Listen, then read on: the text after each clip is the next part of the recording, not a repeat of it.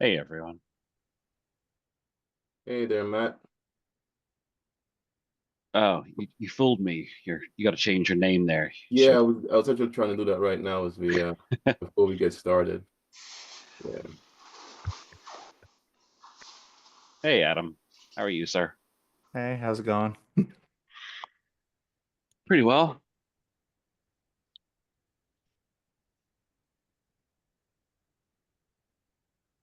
Hi, everybody. Hey Kevin. Hey Marianne. Hey Pradeep. I'm mad. I'm gonna stop saying everyone's name soon. I just recognize y'all, so I figured I'd Hey, say Matt, how are How's hi. you? things going? I'm well, Pradeep. Going well. Going well. Busy as usual. Oh yeah, you know, like it's what ball do I have in the air? Yep. Yeah. How And what many can one you is how many coming can down? you juggle? Yeah, that's what I feel like these days. Yeah. Throw in a little bit of snow, keeps it Oh, interesting. and a little more snow. you guys see the screen? Is it Sure showing? do. Okay, cool. Hey, Alan. Yeah, trying to learn something. If you're talking, you're on mute. We're not hearing you.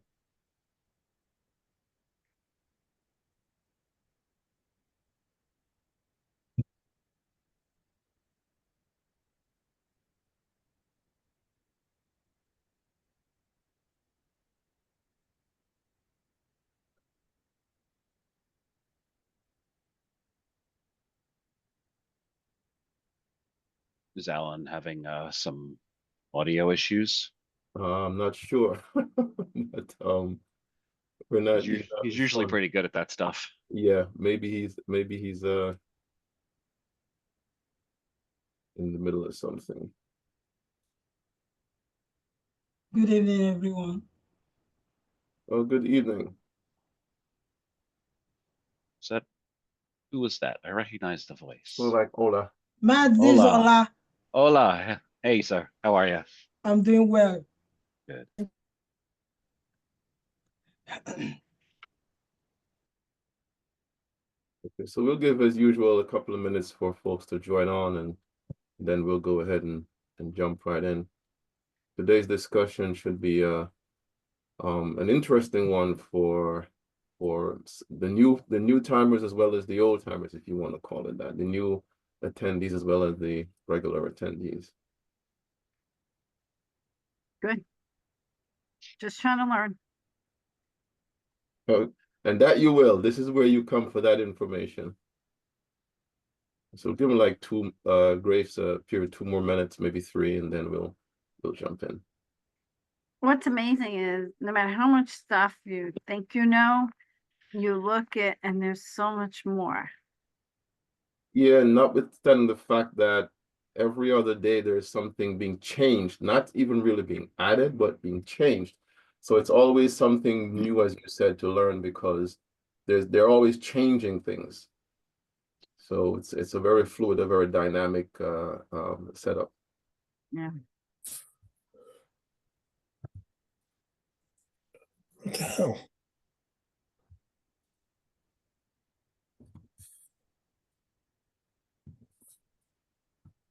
Hmm.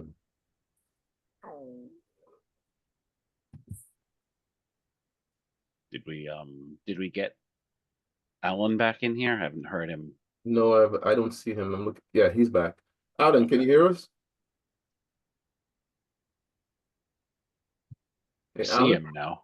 Yeah, I see him, but he's not responding to audio. It looks like he's on mute. Can you hear me? No, he's not. Yeah, I can hear you. Yep, we can hear you. Let me fix my camera here. Cool. Some problems with the Zoom. Cool. There you go. Okay. I'll go on the.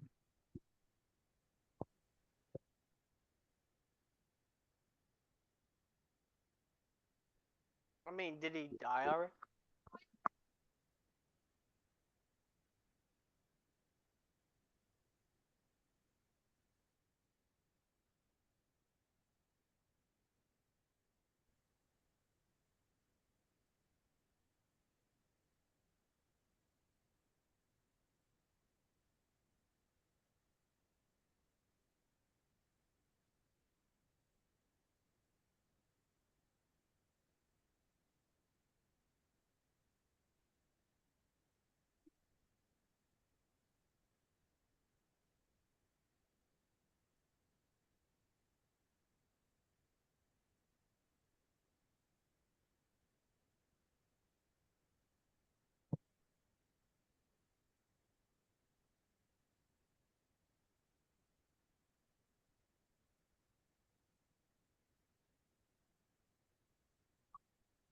All right, just one more minute. We'll get started. Morning, Pierre. Hey, Mike, morning. Well, good afternoon, actually, good evening. It depends. What time zone are you in, Mike? Pardon? What time zone are you in? My own. Ah, Well, let's jump in, everyone. It's 5:03. We're going to get started. Again, today should be a very interesting conversation. So, good evening, everyone, and welcome to this edition of the CMMC Roundtable. My name is Pierre DePass, and I would like to thank everyone who have taken the time to come and be a part of this discussion for the next 60 minutes. As usual, on behalf of the CMMC Roundtable Committee, I would like to thank everyone for attending. And of course, I'd like to introduce our panelists today, Alan Ureta, Matt Lang, Mike Parsons will be joining us. There are a few others, but they'll be in more of the audience environment. We want to, again, today we go for 60 minutes, and we meet once per month, usually the second Wednesday of the month from 5 to 6 p.m. Eastern Standard Time. And of course, areas of discussion will be all things CMMC, but with emphasis on topics that highlight CMMC-related issues and developments. And again, we hope to provide updated information that will be both useful and informative for the audience, and we encourage the audience strongly to participate. If you have questions, if there are topics that you're uncertain of, that seems cloudy because there is a lot of misinformation out there, especially when it comes to Title 32 and Title 48, what they mean, their impact on the defense industrial base, and so on. There's a ton of misinformation out there. So we hope to be able to provide some clarity for you. So please join in the discussion, because as usual, it is much better to be part of the conversation where we can bring these issues to light and discuss them, and hopefully provide potential mitigation strategies or clarity rather than just reading about it. Okay, so the roundtable not only provides a platform to share ideas, more like a community setup, but it also provides opportunities for networking, marketing opportunities, maybe it's not in this instance. And skill development. But the I am is we will be providing. Please mute. 1 second. Okay, it also provides opportunities for networking, marketing, and skill development, as we will also be providing, as we go along, information and other resources for those who are interested in becoming members of the CMMC ecosystem. Usually at this time, we would provide like explanation, definitions of acronyms that you will see in the ecosystem, because there's a ton of them. But in the interest of time, we will highlight and define those acronyms as we go along. So with that said, let's jump in again. Today's topic is the FAR CUI updated rule.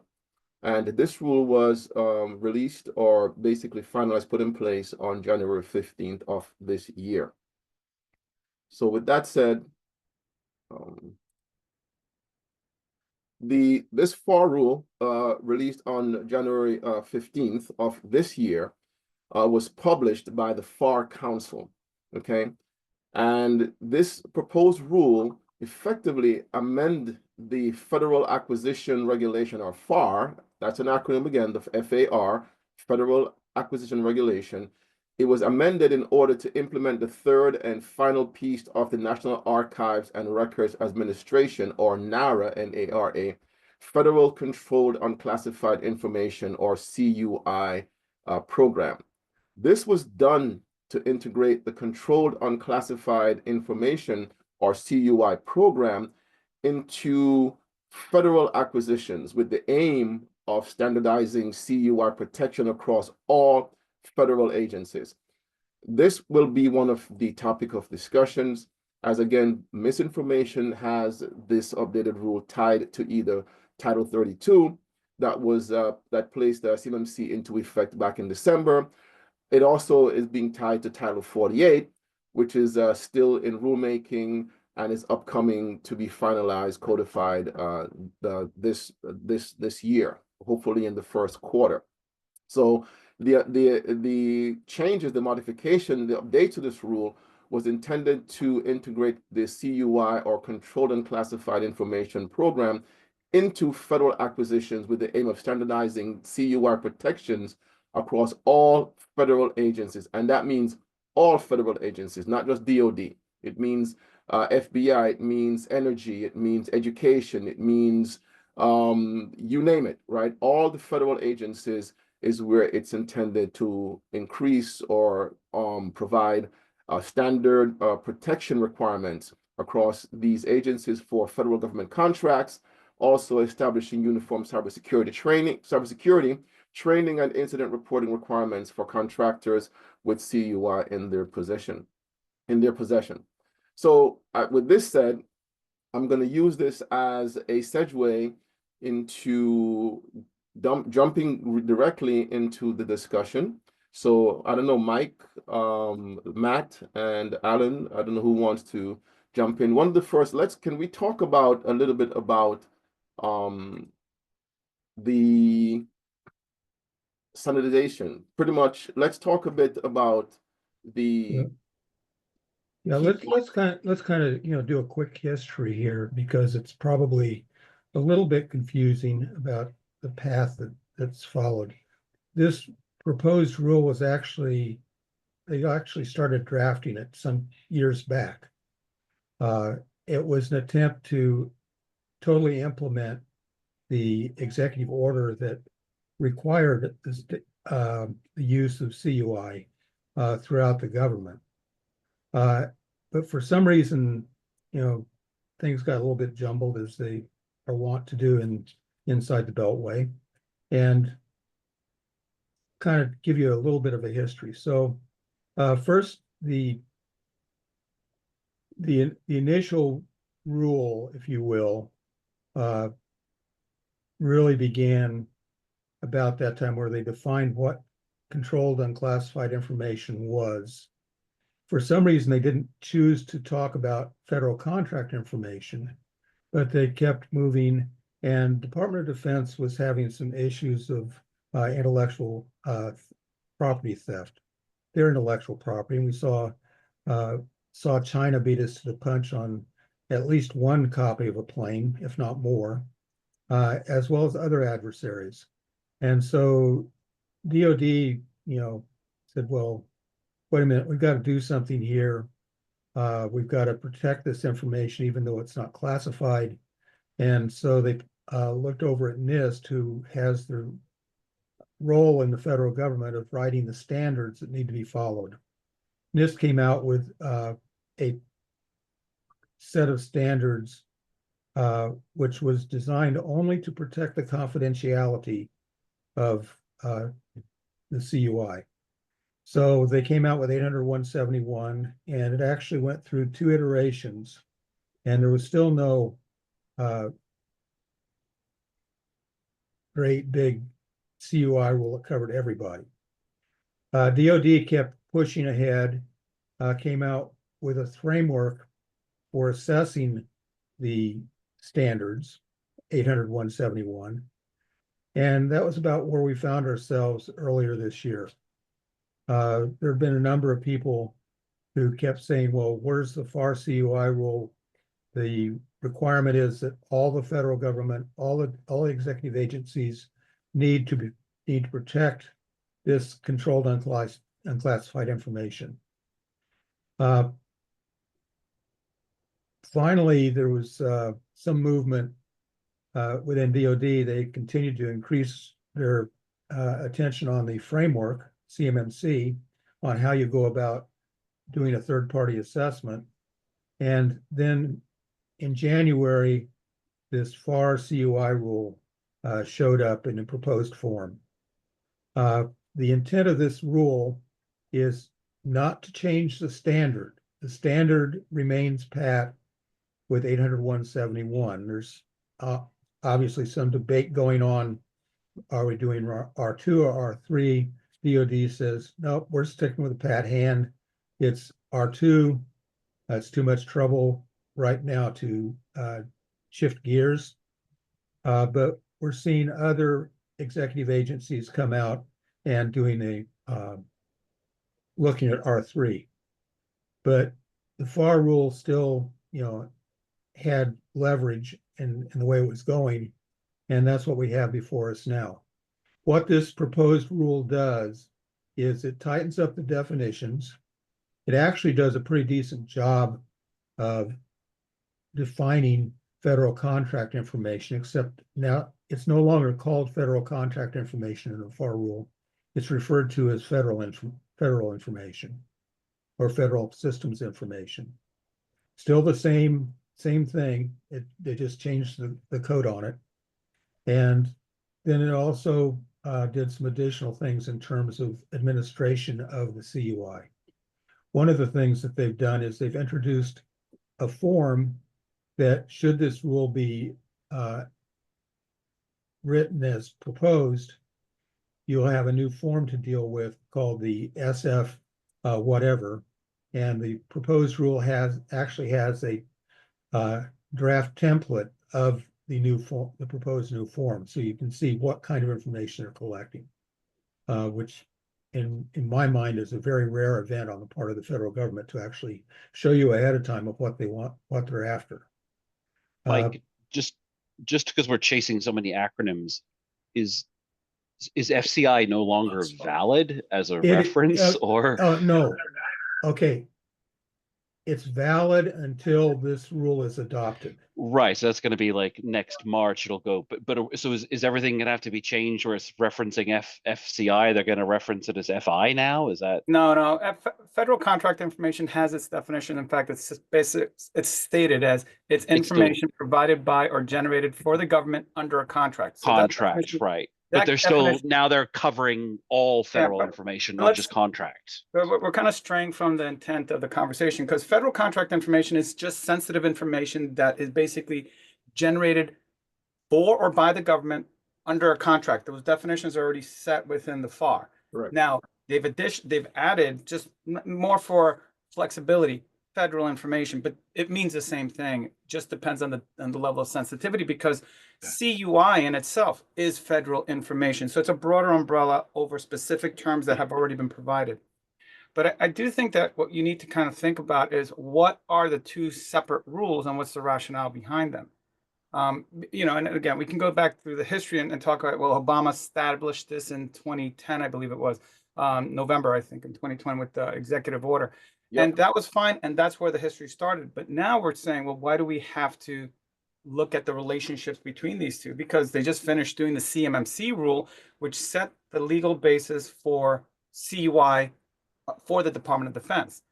But both the two rules, the CMMC rule and the CUI rule, are very closely related, because they both address protection of controlled and classified information. So now that we're talking about a class of information that is going to be referred to as controlled and classified information, but the two rules handle them differently. The first part is the CUI rule in itself gives us the foundational requirements for protecting CUI for all federal agencies. So when you hear about the CUI, like I look at the screen and it says updated CMMC CUI rule, it's kind of correct, but then there's the CMMC rule, which is about CUI, and then there's the CUI rule, which is also about CUI. The CUI rule, when we hear it referred to that applies to all federal agencies.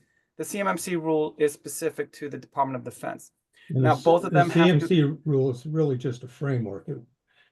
All it's doing is telling you how to assess. It doesn't really tell you what you have to assess. Yeah, but within the context of the FAR, it takes the requirements. The CMMC takes the requirements from the CUI rule. So this is funny, because the CMMC rule came first, and now we're establishing the requirements for the CUI rule. So that's the clarification that Pierre had mentioned. It clarifies it. But let's not forget that the CMMC rule is an enforcement mechanism specifically for the Department of Defense, while the CUI rule requires compliance with NIST SP 800-171 for all federal agencies, including the Department of Defense.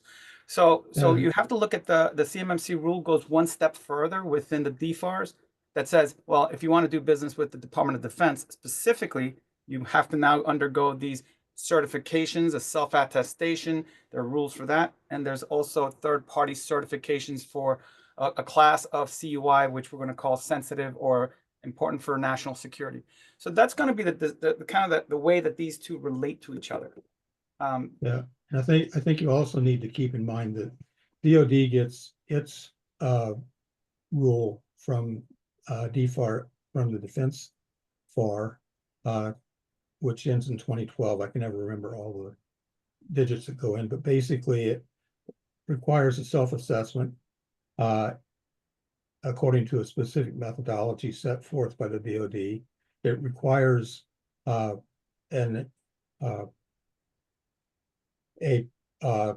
regulation to report incidents, and it requires flowing the information down to the subcontractors.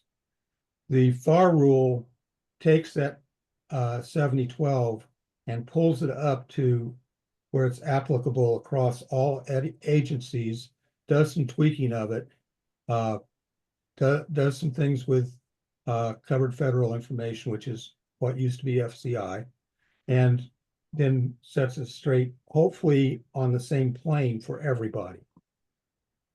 So let's talk about standardization for a minute, because again, the whole premise of this is to provide some consistent standard across all federal agencies, right? But we know that there are certain agencies like energy that have had their own in the past, like CMMI. And we know all the agencies have to, in some form, have a standard method to protect CUI. So what's the opinion on the approach that they will more than likely take or required to take in terms of this new rule? Well, let's start with the similarities and the differences, or we'll keep it with that.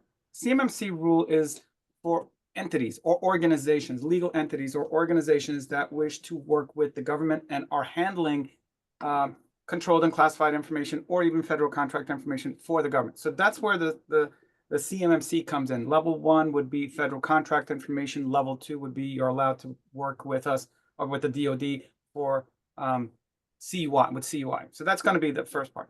Now, when we start thinking about, and that's going to be on an organizational basis. So they'll say you're going to get certified, but your organization is certified.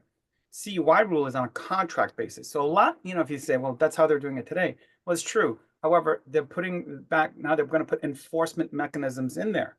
So they're going to say, yes, it's now for specific contracts. So CUI rule is contract specific, while CMMC is organization specific. So the DoD is not going to issue all their contracts now have to have it written in. So whether they like it or not, and even if they see it or they don't see it, any new contracts will have the DFARS clauses applied to that one way or the other.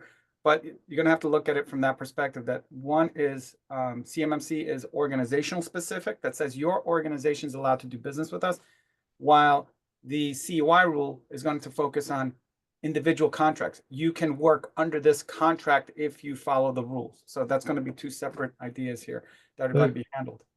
But Alan, don't you think that we can expect either other agencies adopting the CMMC framework or creating their own framework? So it's still that same hierarchy, that you have the standard in the NIST standard, you have the definition of the protected language in the CUI, and you have then each particular agency choosing what sort of framework they're going to have, or if they're going to have one at all for a third party. They could.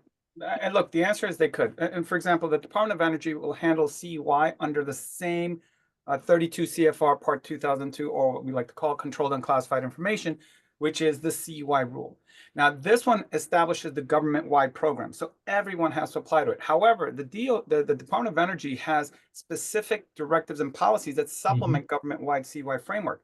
And if you go back, the NARA, the National Archives and Records Administration, has categorized the types of CUI, and the Department of Defense says this one's ours and this one's ours, which is defense-related information. And I believe there's one more, but I can't recall. But then you also have other agencies like the State Department, and they have their categorizations of information. Well, the Department of Energy has their categorization. So they're different I don't want to call them types of information, but yeah, different classes of information, or different, I guess different types is good to say, but they're different categories of information. And the way you mark them will be different, but the DoD CUI program is managed under a Department of Energy order, which is kind of, let's call it similar to a DFARS. However, this one says this is how the Department of Energy identifies, marks, safeguards, disseminates, and controls CUI within the DOE. They've decided, well, we're not yet looking at the CMMC, although it could still apply, but they're not yet looking at it. And how long will that take? Well, if we consider that the Department of Defense, which is, to me at least, one of the more efficient organizations, some people may disagree, it's taken them 5 years to get here. How long do you think it will take other agencies to get here, and especially in today's political climate? So we have to think about, well, is it something we need to necessarily worry about today? Because I at least say it's going to be a minimum of 2 years. And why do I say it's a minimum of 2 years for that program? Because it starts with the contract. And as long as it's contract specific, the CUI rule, and they don't say this has to be a enterprise program for contractors to do business with the government, it's going to take longer. And these agencies are going to say, well, look, if I put in the CMMC, the same CMMC program that the Department of the Defense has put in place, they're going to say, we just don't have the budget for it. So I think it's going to take longer. And the reason I say it's going to take a minimum of 2 years is because they have not yet updated the existing FAR to leverage the newest version of NIST P800-171, which is version 3. And now they're getting up to 2 years to slide with that exception. Now, why is that relevant? Because the new version of the NIST standard, forces third-party attestation. So forces third-party certifications. Revision 2 doesn't. It still allows self-attestation. So we have a bit of a problem there, and I just don't think it's going to be something that we're going to see coming down on our heads next year or the year after. Maybe in the third year, you probably see it, but they might refine the CMMC program where the Department of Energy or the Department of Homeland Security or even the Department of Education, if it's still around, they may do something that says this program works for any federal agency. Right now, they're not looking at it, but primarily because of budgetary constraints, because it does cost them money, and it may impact their procurement policies as well. Can I ask? Go ahead. I was going to Go ask a question around it.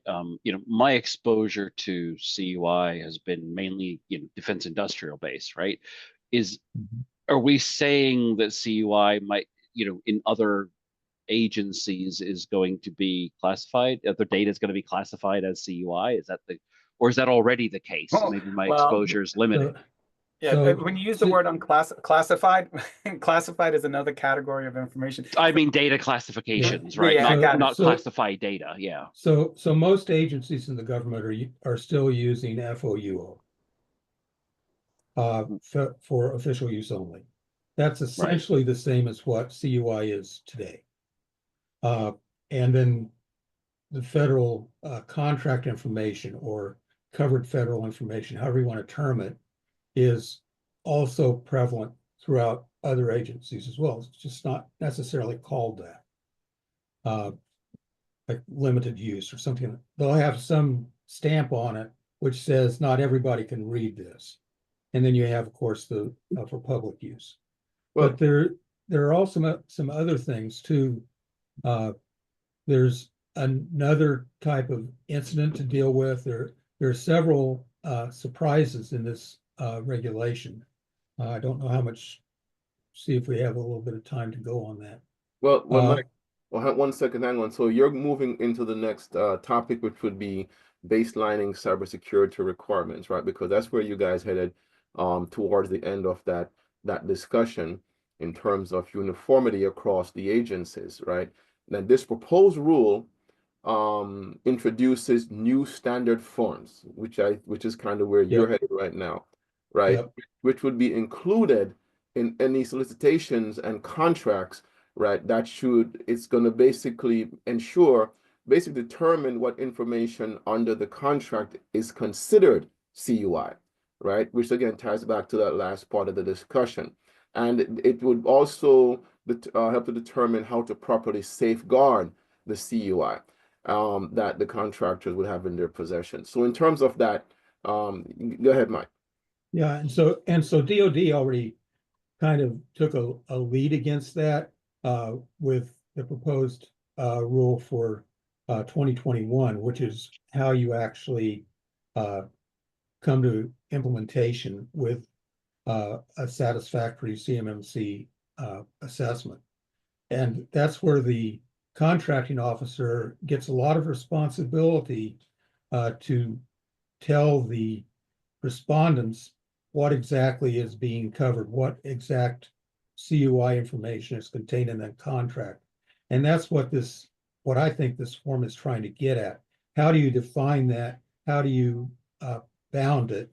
What kind of things do you have to do for your employees to make sure that they're qualified and suitable to handle this sensitive information?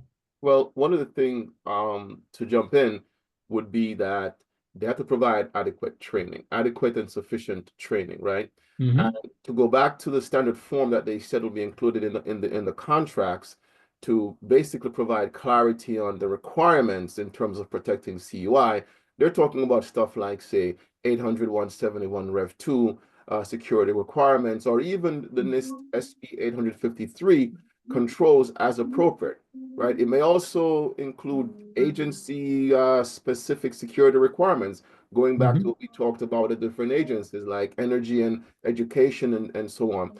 And the FAR Council is anticipating that a limited number of contractors would be subjected to additional enhanced security requirements, which, you know, it goes again based on the agency, based on the contract, and which would also determine or speak to the CMMC level, maybe level 3, right?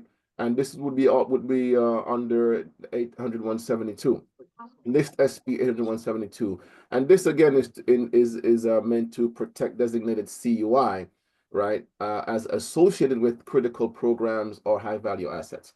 So in that, I mean, what are your thoughts on that, Alan, Matt, Mike? Go ahead. I personally, after looking at the form, I didn't, go in depth on it, but I think this makes it a lot more clear what the expectation is for the employees of the contractor in terms of training. If you look at the standards in 800-171, they're pretty sparse. They don't really say a whole lot. There's three controls, basically. One for general cybersecurity awareness training, one for technology-specific training, and one for insider threat. This gets a lot more in depth. It starts talking about what type of CUI are you talking about, what type of things are you talking about, what type of specific training does this particular type of individual have to have, and so to that, I think that is a lot more clear than what it has before. Yeah, I would disagree. I disagree that it provides much more clarification. I think it's going to add a lot more bureaucracy. I'll tell you why. Because first, the CUI requirements document that's provided as part of the proposed rule it's an agency-oriented document. So that means that per each contract, the contracting officer will now have to define what CUI is per contract, which maybe you can introduce opinions. One contracting officer may say, well, that's definitely CUI. And meanwhile, it's just simple, it's sensitive information, but it might not constitute CUI because the contracting officer is not trained. And now you're going to force that lack of training into a form that's going to, let's call it, turn it into a contract term and say, well, that's contract controlled unclassified information. And now the next contracting officer does something similar, but with their interpretation, and the third and the fourth and the fifth. So I only see sprawl happening as a result of this manner of approaching it, because then the second part is, what type of training do they need? Are they getting the training from the agency themselves, which they can, or will they get it from the federal source, which is NARA and the Information Security Oversight Office? So it'd be who manages this training. So there's a lot of questions that are formed as a result of them defining CUI on a per contract basis. Now, one of the things that they're supposed to do is come up with a list of definitions of what those things are for each agency prior to doing that. all right, well, now we're adding, I'm going to tell you, probably going to add another year because, you know, out of the major CUI categories, and I think there's about 16 of them, there are subcategories and interpretation for that. So I think it's not going to be as less confusing. I think it might add confusion, particularly because I don't think that the government's in the business of easing confusion. I think it's going to be a little different for other agencies. Now, the Department of Defense has defined it. In the DFARS, they've defined what covered defense information is. They say this is what it is. It's our information that's used in support of our mission as part of the part of the Department of Defense. I'm not sure if that's going to be the same. Maybe the Department of Energy will because they've already started. But think about all the other agencies. Are they going to do the same thing and be consistent using a centralized CUI approving officer to come up with those terms and definitions for their agencies? I'll agree with you I'll agree with you to some extent, Alan, but I think where I find the real issue is they still keep putting a whole lot more power into the contracting officer than needs to be.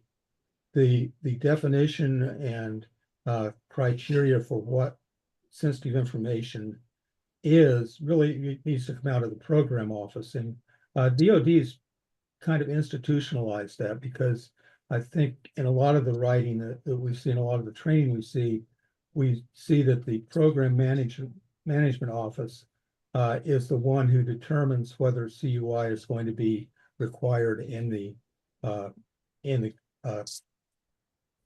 definition or in the contract itself. So let me add something. So one of the requirements that came out of what you guys are discussing now is in terms of the updated rule is that the primes, the main contractors, has a requirement to prepare that standardized form and make sure that it's populated, basically flowed downstream to all its subcontractors. And this has the intent to ensure proper safeguarding throughout the supply chain, meaning all parties would be aligned on what information is CUI and what is required to protect said information. So are you referring to the standard form XXX because they haven't given it a number yet? Yes. Yeah, that's not intended to be filled out by the contractor. That's intended to be filled out by the agency. Right, but given to the contractor, and it's supposed to flow it down to its subcontractor. Oh yeah. But that's just defining the types of information that could be created as CUI. So you're going to get a contract.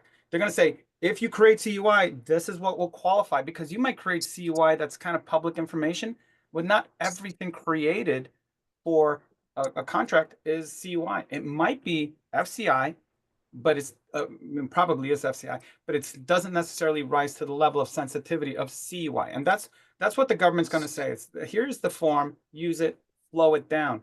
Anything that meets this criteria that's built under this contract or you receive from the government, well, that if it meets this criteria, that's going to be CUI. And that's the problem I find, because it's done by an agency, and meanwhile CUI is supposed to be defined by a specific owner. And so here I'm a little confused, or I disagree. I'm not sure. I mean, the CUI program has been in existence for 15 years. The CUI program, Executive Order 13556, was not specific to DoD. It covers everything from federal taxpayer information to healthcare information. I don't see agencies just picking and choosing what they deem as CUI.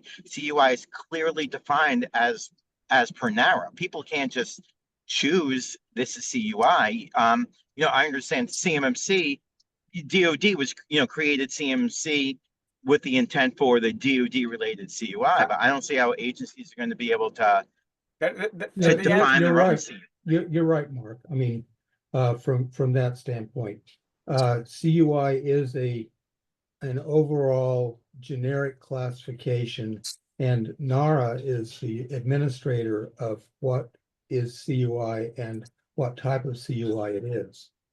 But it's up to it's going to fall back on the program management office in the respective agencies. And I think most, if not all, agencies have PMOs for any one of their programs, or they're going to have contracts, available. But the program management office has to make the determination of whether that data that's being produced or consumed or used during the contract is sensitive in the, according to the standards set by NARA.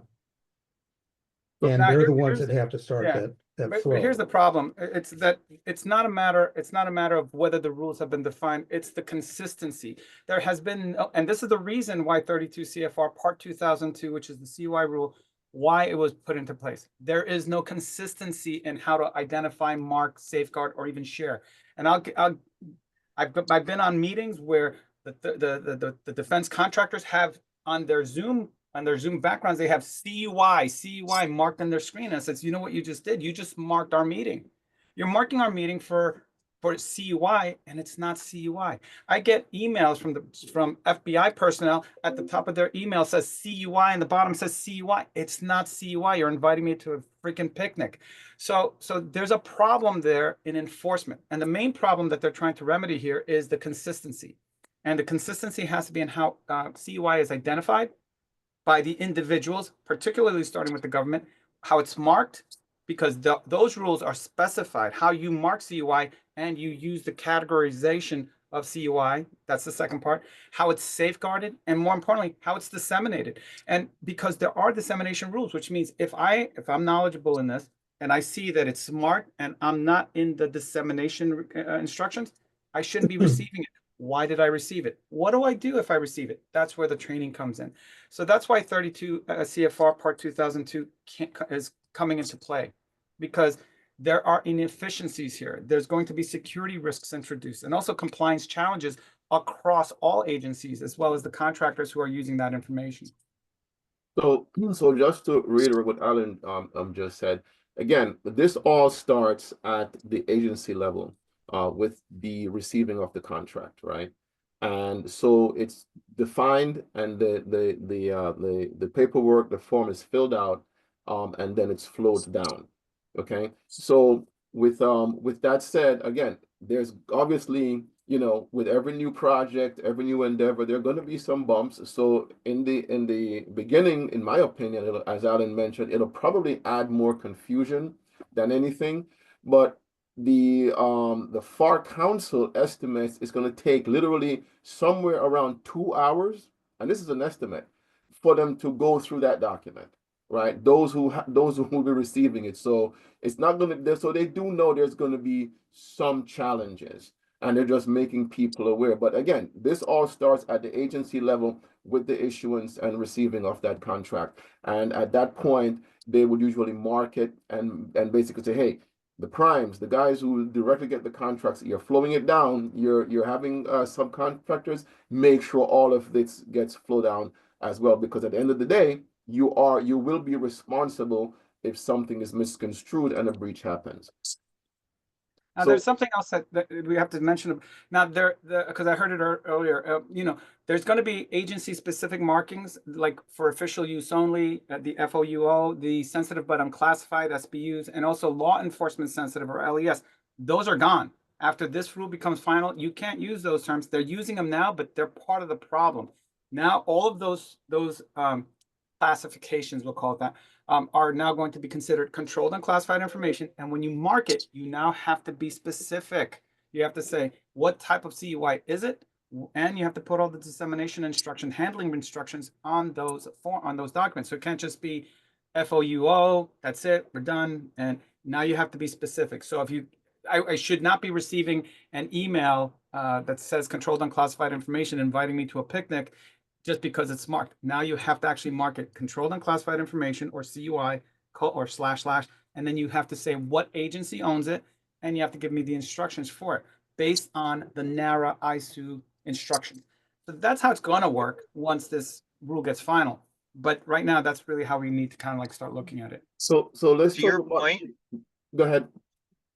to your point, I mean, I completely agree with you. And actually, that's why I like the rule, because 15 years ago, they were supposed to have been doing that, all these agencies. I remember agencies I was working with when the CUI directive came out, we started changing that stuff, or the agency started changing FOUO for CUI, 15 years ago. To me, I see this as finally, some enforcement. This is, to me, just as much forcing the agencies to get their act together after 15 years and to follow the executive orders as much as it is for the contractors. I actually see it as a very good thing, because I'm sick of seeing all of these other FOUO type of and SBU classifications.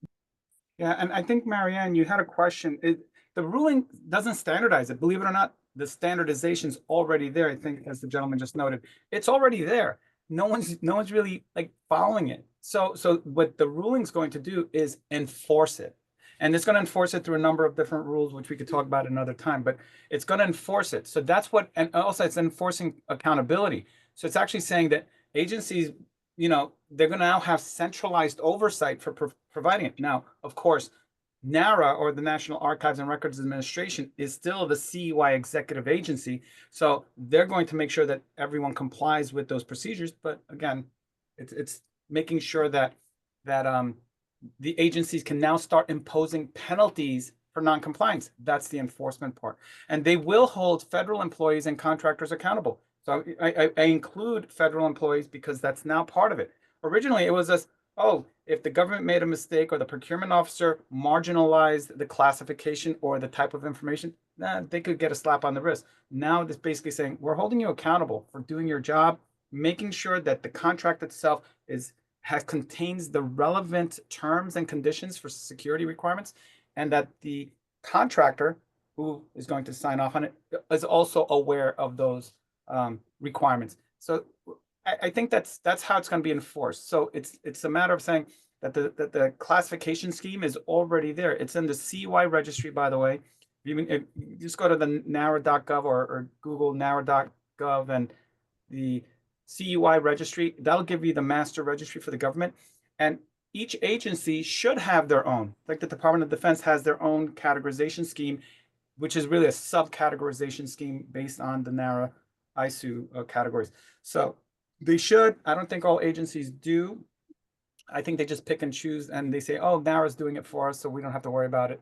So to kind of use that as a point, let's talk about the training now. The proposed CUI requirements include minimum training requirements, right? And this again is for consistency and to reduce, because you can't totally get rid of breaches, right? Both from the outside and from the inside. It's going to happen. But this is, again, providing standards and include minimum training requirements, which contractors and subcontractors would be required to complete as per the standardized form coming from the issuing agencies.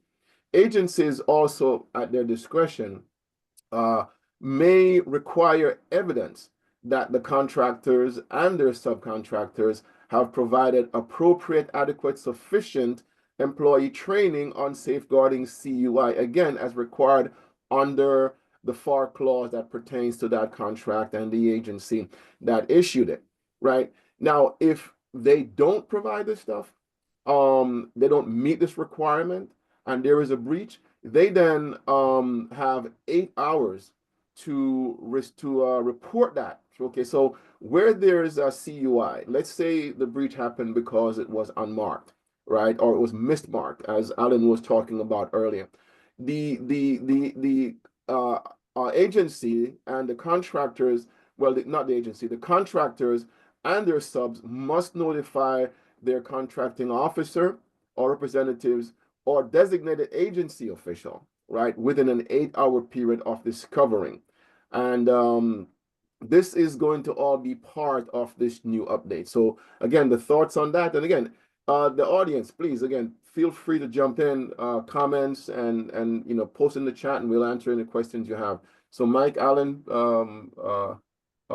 Matt, any thoughts on that in terms of the training and the reporting and the mismarked or unmarked CUI and what that would mean? Well, I think that the training part is something that the DoD is already doing. So the DoD is already requiring mandatory CUI training if you want to work on any contract that handles CUI. So that's going to be given. It's not consistent across other agencies. So this is the option. And what the NARA ISU offers is they offer free training. They actually have on their website, they have free training, so you can actually take it.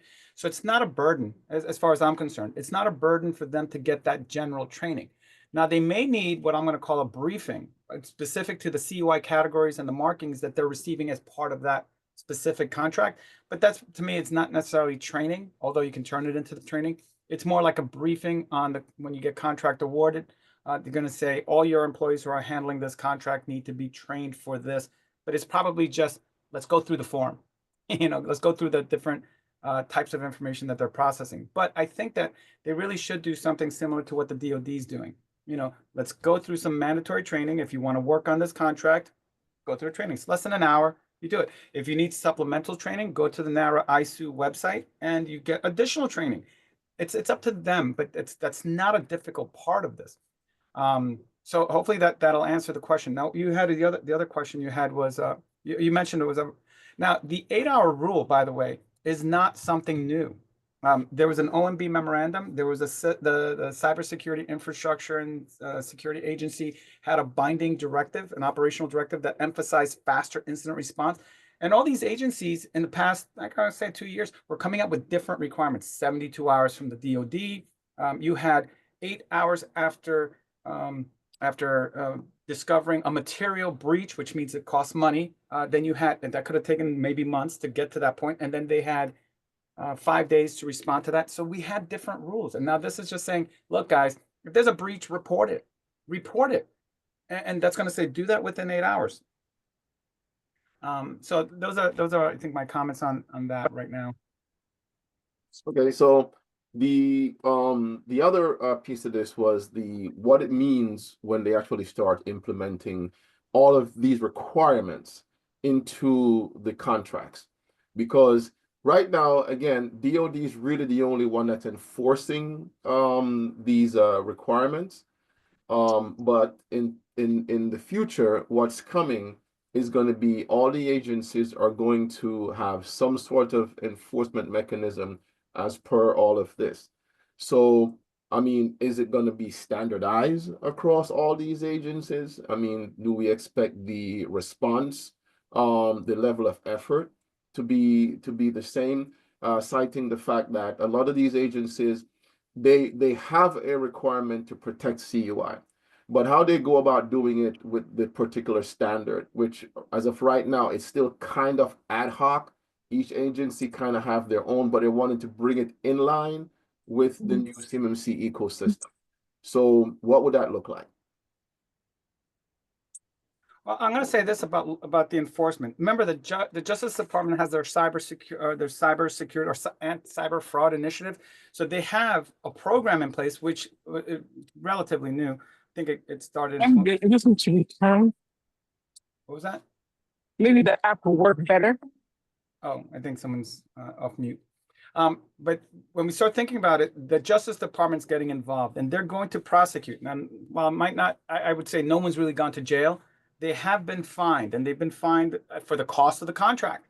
They've been fined, and some CEOs have lost their jobs. So that's kind of the result right now. So most of it's civil. To actually commit the fraud, you're gonna have to say, well, you knew what you were doing. They haven't quite gotten to that point, except for cases of bribery, but I think the bribery is the primary charge.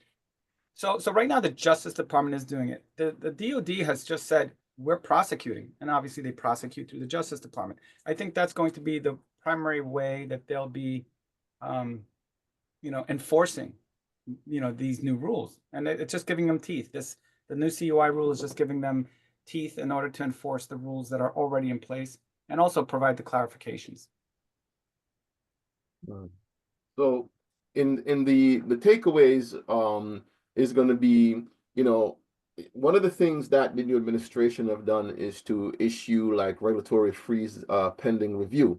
But the order does not pause the public comment period for Title 48, which is upcoming, which again is going to include a lot of this into the contracts. And again, a lot of it's going to come down to the issuing agency and the recipient of the contract in terms of getting aligned with the standardized form that they'll be using to dictate what CUI, what is not CUI from that agency's perspective, and then have it provided to the contractor, who will then be responsible for flowing it down to their subs and ensuring that the requirements are gonna be met. Now, the public comment period for Title 48 will run through March 17, right? That's actually the schedule. But moreover, federal contractors are being advised that many of the obligations under the proposed rule are modeled after the established DFARS 252.2047012, right, which introduced many of these compliance requirements on the defense contractors and subcontractors back in 2015, to talk back to the historical piece of this, as Mike started out with. And that requirement, that compliance requirement on these contractors also required compliance back then, not later than 2017. So, I mean, right now they're saying that, you know, for everyone that's in the defense industrial base and who may not even be in the defense industrial base, but is looking to get contracts, that they should really take a look at the what they have in terms of the current rule in terms of 48, and submit comments, because all of that will be taken into consideration when they put all of these together and finalize what this all will look like. Any Pierre? comments on that? Yeah, Pierre. I'd really like to put out a challenge to everybody who's listening to this cast. Pick up the proposed regs and read through them. If you don't, understand exactly what the provision is calling for, reach out to one of us and ask, what our opinion might be.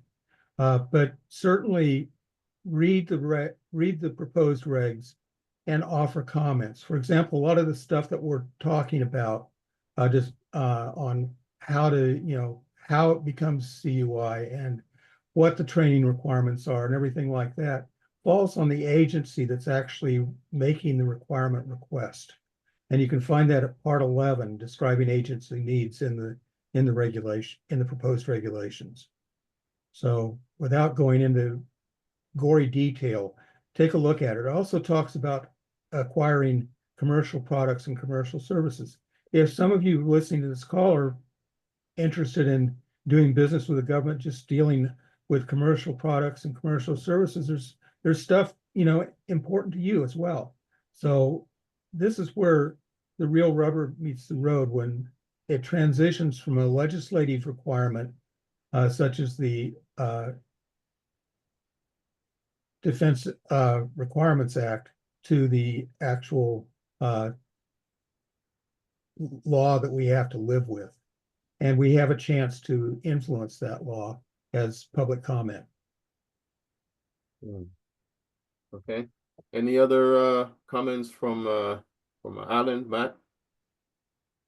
I just think that we just have to be mindful of what's, we have to deal with the things that are in front of us before we move into the next phase. And this is one of those more predictive activities that we're doing here. If we follow through with CMMC and the DoD requirements, that's going to be a good place to get started if you're in government contracting, because those are going, that's, to me, it's probably the best program out there, even for private sector. And if you're in the private sector, you probably understand that, well, most companies will vet out their third-party contractors. Well, the CMMC rule says you're vetting them out because you're looking to protect sensitive information on behalf of the client, of the customer. Well, in the private sector, we're going to do the same thing. So this is a great program, not just for the entirety, the CMMC program, for the entirety of the federal agency system, but it's also for private sector. So I think it's a good program to get started with CMMC. Flow your way into CUI, but don't think of it as a burden right now, because the burden is going to be getting in line with respect to the Department of Defense. And then the applicability is, I'm going to say it's not necessarily universal, but other countries are looking to jump in and say, we want to follow the same rules and guidelines to protect our own organizations. So I think it's just a good idea. I think CMMC is a good idea. I think the CUI rule is going to be augmented by this type of program. And other agencies should probably say, look, we're going to leverage what the DoD has done. And that means that we, as cybersecurity professionals, if we're familiar with and are qualified and credentialized in the CMMC rule for the DoD, that should be good to apply for all federal agencies as well as private sector. So that's my Let pose. me, so let me put a quick question to you and everybody else, because you mentioned something key that, unless I missed it, it didn't really get a lot of clarity and discussion in the updated FAR. The programs that the international community has that's in line, that's basically using this ecosystem as their framework, right? Canada initially wanted to use ours, and they were told no. So they developed their own, and then we have South Korea and a few others. The question is, I mean, is it expected that they're going to follow these same rules?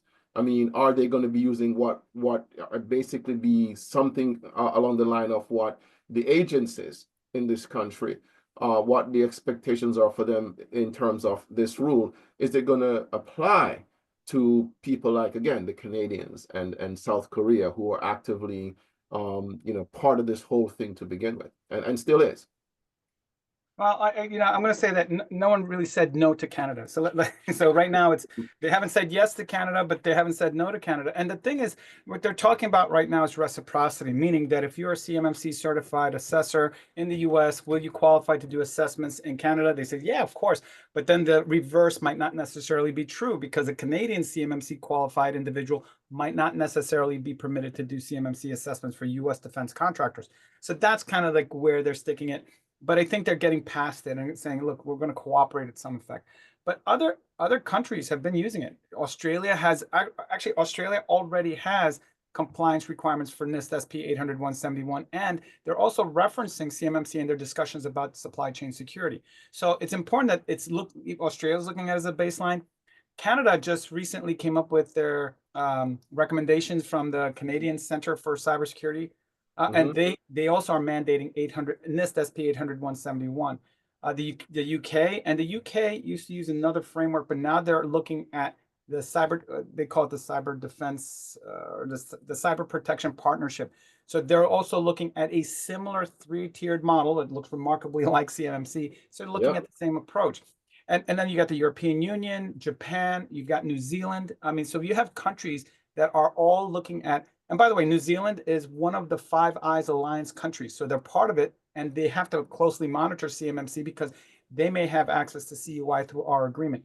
So be mindful that it's not limited to just the US. So we're looking at them from that perspective. And secondly, countries that may require CMMC in order to support US defense contracts in country are also going to be considered. And we're talking like the Philippines, Korea, or North or South Korea, even Singapore. So there are all, countries that may have a dependency on having these requirements in place in order to do business with the United States Department of Defense. So it's not limited to just, US and US federal agencies. So with that said, everyone, I mean, this is a greenfield opportunity for those of you with GRC experience, assessment experience, auditing, assurance, whatever you call it, whether it's in the accounting industry or otherwise. So there are going to be opportunities here, again, not just nationally, but internationally. So, stay tuned. We want to thank everyone for attending. And Matt, I believe, pasted the CPE links in the chat. Make sure you grab that if you need this for your CPE requirements. And we look forward to having everyone return for our next edition next month. And stay tuned again. We'll be adding additional information in terms of, again, marketing and networking and so on as we go forward. And again, thank you everyone for attending, and see you next month.